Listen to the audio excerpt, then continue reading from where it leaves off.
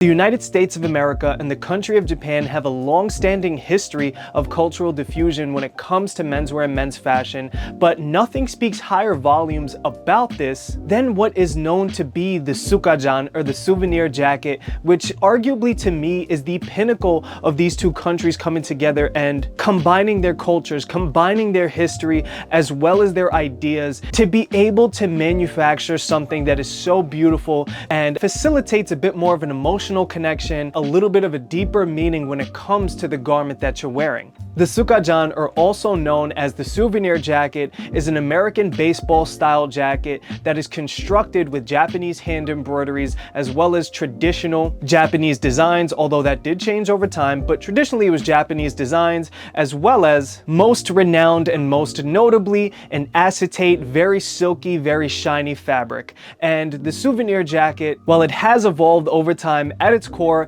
has a really deep meaning and also has a lot of history behind it. This baseball style jacket came about when US soldiers that occupied Japan, or more specifically the Yokosuka naval base, right after World War II, these American soldiers decided that they wanted to carry souvenirs with them, that they wanted to take a piece of Japan with them back home or wherever they were going. They did this in many creative ways, not just with jackets, but before the jackets even, there was pillowcases, there was scarves, a lot of times it was patches on their military uniforms, but eventually in the early 1950s, what ended up happening was, with the introduction of nylon and other synthetic materials that were able to be used for parachutes, the silk that was actually used for these parachutes during World War II now became a valuable commodity, and they did not want to waste this silk. So what they would do is they would cut the parachutes up and utilize this silk to create these baseball style jackets, as well as pillowcases and scarves and what have you. And essentially what these American soldiers would do is they would take this silk and they would bring it to Japanese merchants and tailors and embroidery designers. They would essentially have these jackets made. Oftentimes they were reversible, oftentimes it was for family and friends, or even for someone's baby. What's really interesting about the souvenir jackets back then is that when they were custom made, you can get pretty much anything embroidered on the jacket. I mean, there's actually a book out there called Japan Jacket that's sold by Tailor Toyo, which we will talk about later, but this book photographs a lot of the vintage souvenir jackets of Sukajan that were found and sold at vintage shops, thrift shops. They photograph them, they print them, and they kind of date them as best as they can, and you could see that there's imagery of people's dogs, people's names, hometowns, their platoon, like all different types of stuff were embroidered on these jackets. This is why I feel like the Sukajan, or the souvenir jacket, is the perfect blend between American and Japanese culture. There's literally nothing like this. It is almost equal parts of both countries, of both cultures coming together, and that's something that I really appreciate. So eventually what ended up happening was there was a brand called Kosho Co, Kosho Co manufacturers.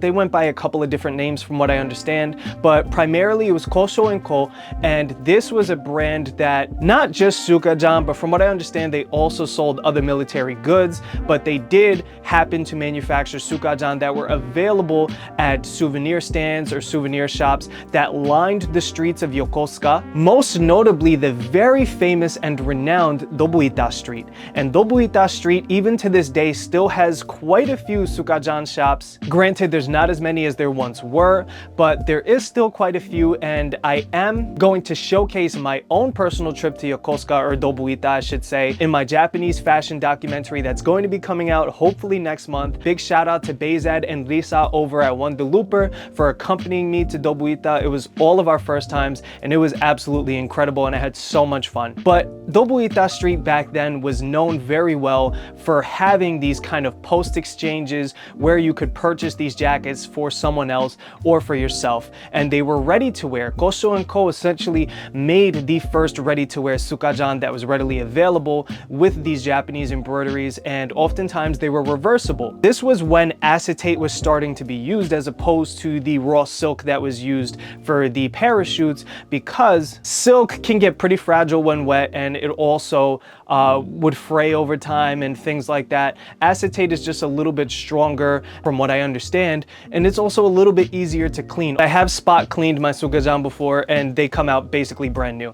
Eventually, these jackets not only became popular amongst American soldiers, but then Japanese students and Japanese bikers, as well as the Yakuza in the 60s and the 70s, began to wear these jackets as a sign of rebellion, as a sign of angst. This became the Yakuza uniform at some point, and eventually these jackets, believe it or not, which is really interesting, while I was in Dobuita, they told me that these jackets on schoolyards, around school areas, or areas that were widely known to the public, stuff like that, these jackets were sometimes even banned from certain places. This was a jacket that was seen as a very bad sign of violence and of gang activity. It was a very rebellious thing to do, to wear the Sukajan in Japan specifically at that time. And this lasted all the way up, I believe, until the early 2000s, until these jackets started to begin trending again amongst the youth.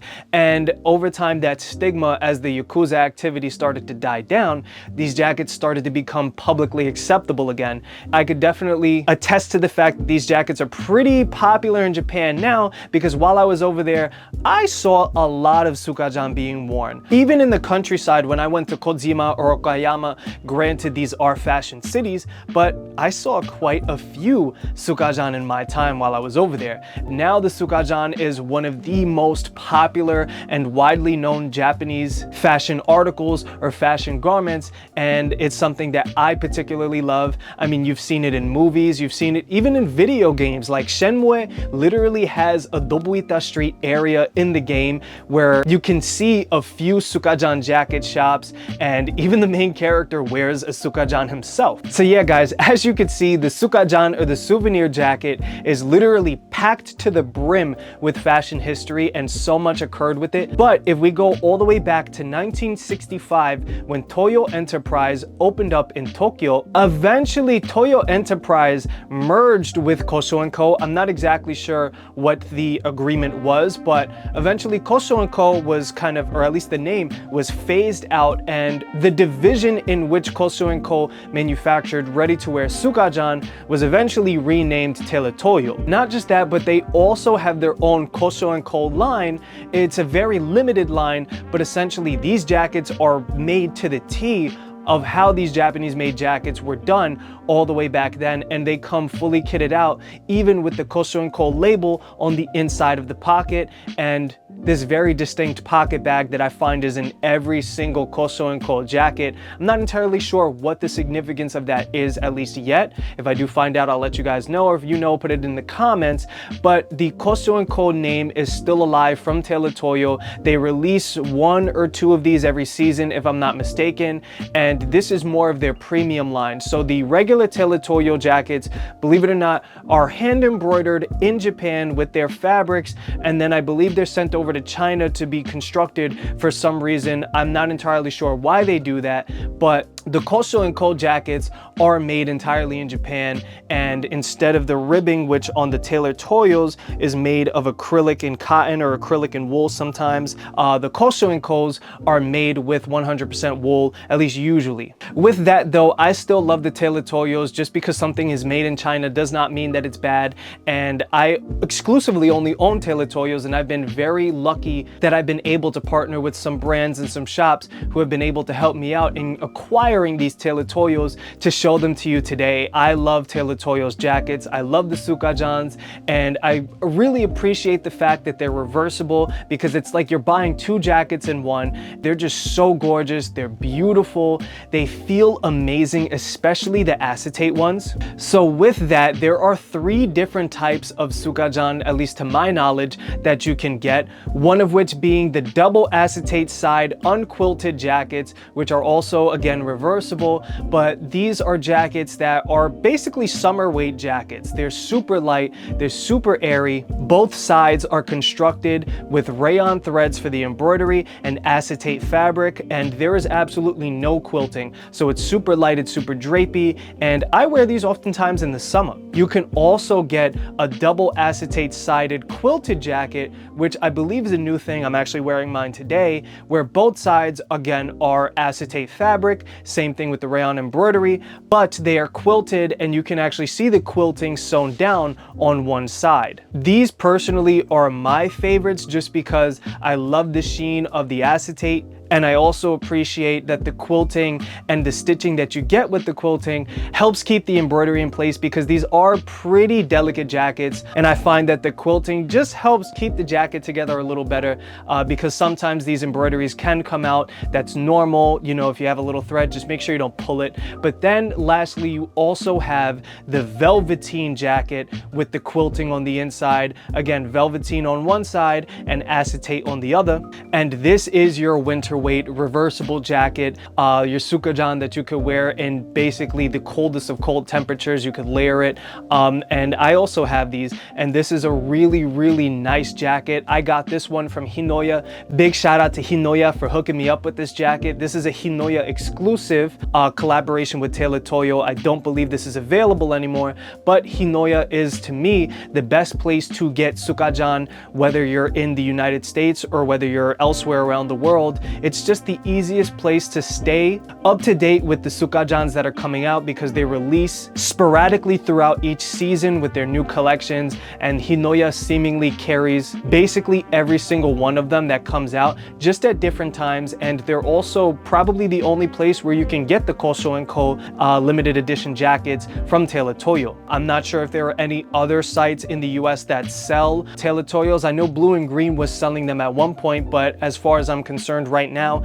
they don't have any in stock, and they haven't had them for a while. So correct me if I'm wrong, someone let me know down in the comments if there are other shops that sell Tailor Toyos in the US. I would be highly interested to know. But the Sukajan, like I said, very packed with history and just exemplifies the greatness that we can achieve when we bring together two different cultures in fashion and appreciate them both equally. It's just something truly special. Also, make sure, before I forget, make sure you size up if you're ever going to buy these Sukajan. I am a medium natively in American and European sizes, about a 40 chest. I have to size up to an XL in every single Tailor Toyo Sukajans, sometimes even XXL.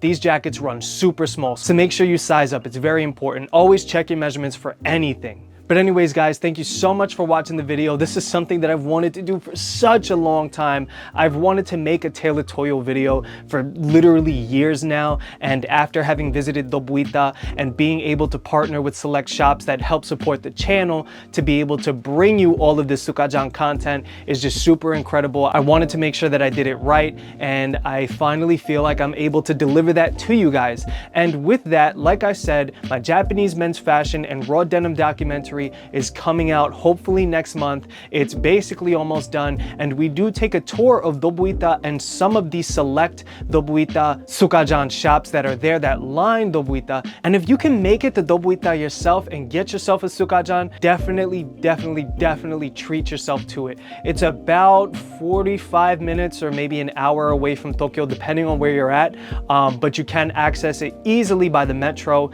and you should just treat yourself to one if you can.